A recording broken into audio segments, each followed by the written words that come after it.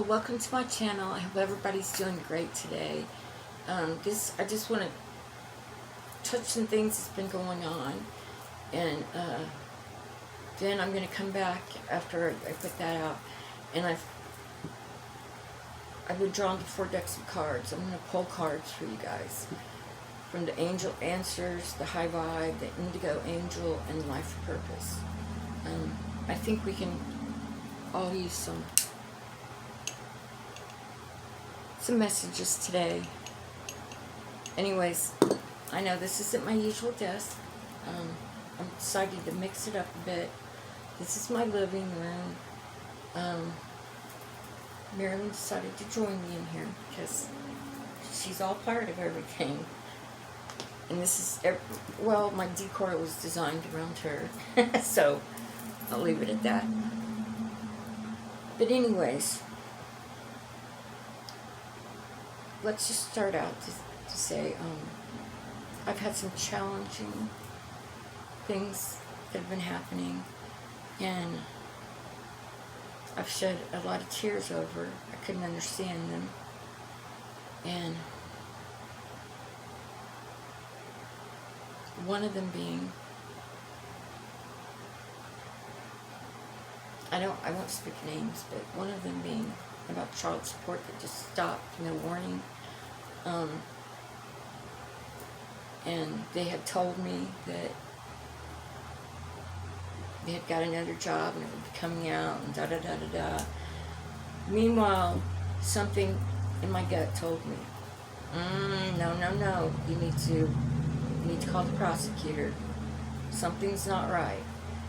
Because I would send him messages, and like maybe even a week later I might get an answer, and he said, well, I just got your message. No, he answers his messages like that. He was avoiding my questions. And I feel like, and he had stated that he was going through he'd been evicted. He said it was the landlord's fault. Blame on others, of course. Moved back in with his parents.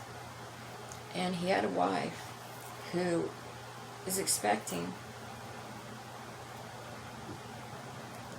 I don't know what happened to her, but she's not with him. Anyways, I followed my gut. I called the prosecutor. They called me back today, and they said they have him on their radar. He will not stop. They will get the answers. And they have been trying to contact him. He won't return their calls. And they have left messages telling him they need the new employment where he's at, and so they can send garnishment to the new job. And until that happens, he's to pay directly to me, and he can keep a record by money order or check that he's made that. Well, I got right off the phone from him, and lo and behold, I got a message from Dad. He was asking me the 10-digit case number. I said, I do not have that, but I've just talked to the prosecutor again, and they said they've been trying to contact you, but you're not responding, and they want you, they're going to call you again. I just got off the phone with them, they're going to attempt to call you one more time. So I sent that message to him, and he has not responded. So I don't know what's going on. But I was feeling like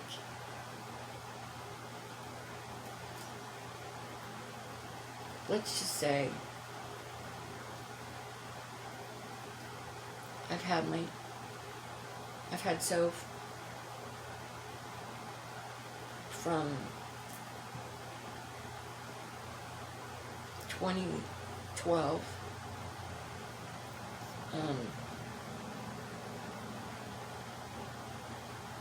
He took him for a month and a half, and then he gave him back to me.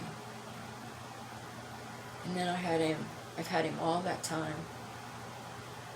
And there was only a year span when I was going through my divorce that he took him back. Not that I wanted it to happen. He just did it. And a year later, boom, that Christmas, I got him back. And I've had him ever since. So, I didn't even go for support until maybe 5 years ago. So he's got by all that time. And I just thought, it's not right.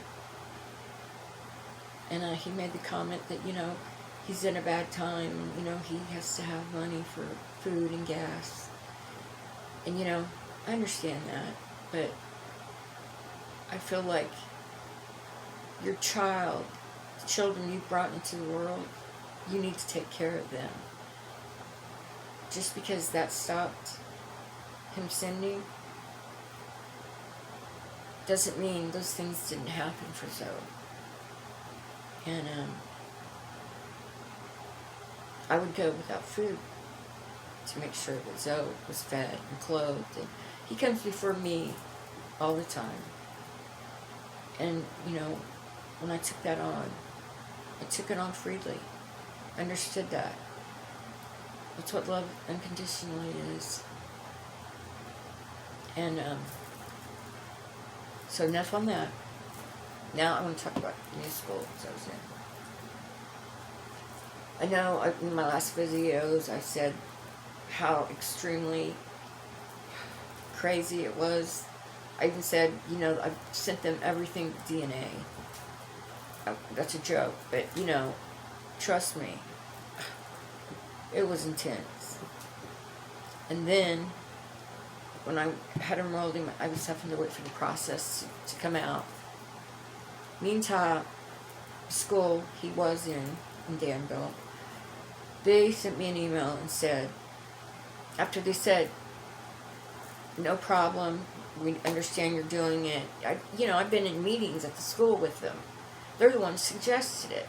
Then they sent me an email that said until I get to the process that he's enrolled in completely, because they have to go through checks, that Zoe would accumulate absences at the school, and it might be a truancy matter. So they asked me to go to the homeschool here in Indiana site and register him to be homeschooled. I did all that, and in the process I'm thinking, oh my goodness, what am I going to... I have no clue about homeschool, and, that's a lot. But lo and behold, it was just a couple days in the school. Thank you, the school. He was completely enrolled and he started. And I will have to say, I'm so very proud of Zoe. He has just been... I don't have to tell him to get up, and he's up and checked into school every day at 8. I mean, I'm just doing his work all day long, doing makeup work, mostly on weekends, getting caught up with the lessons. They skipped him to the lessons he's going forward with now, but he still has to go back and do the lessons that he hasn't done yet. But we'll get there. He'll get there.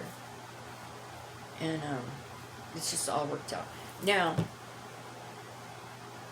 let me tell you about my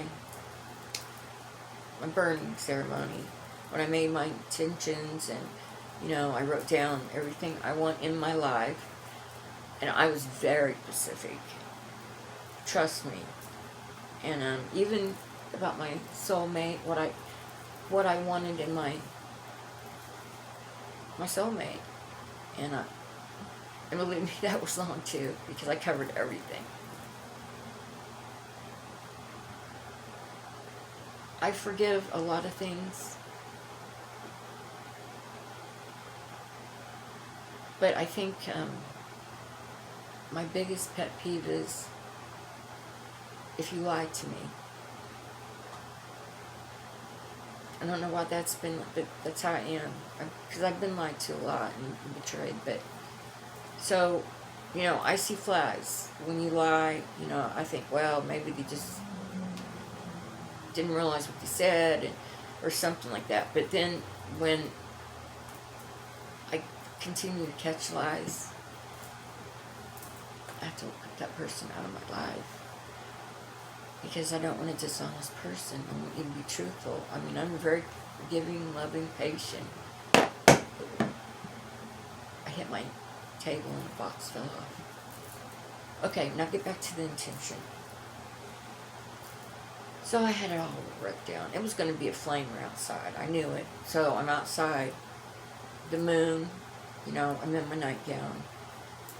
I'm out there under the moon. I got my little kettle that I do all my burning ceremonies with. So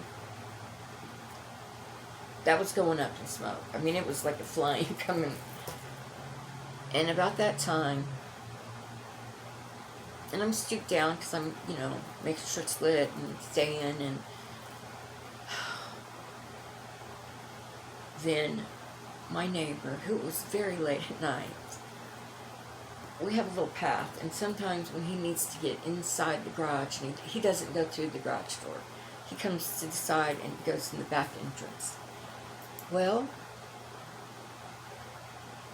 he came walking through, and it startled me. I let out a little scream. It did startle me. And I thought, I'm going to tell you what I thought. I thought, oh my God, it's already working.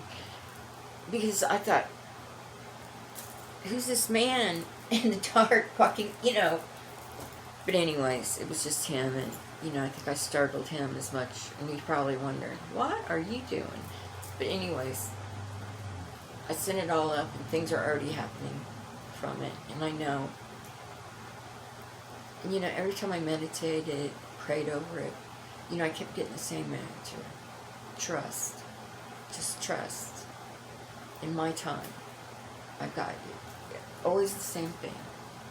And so, that's where I'm at.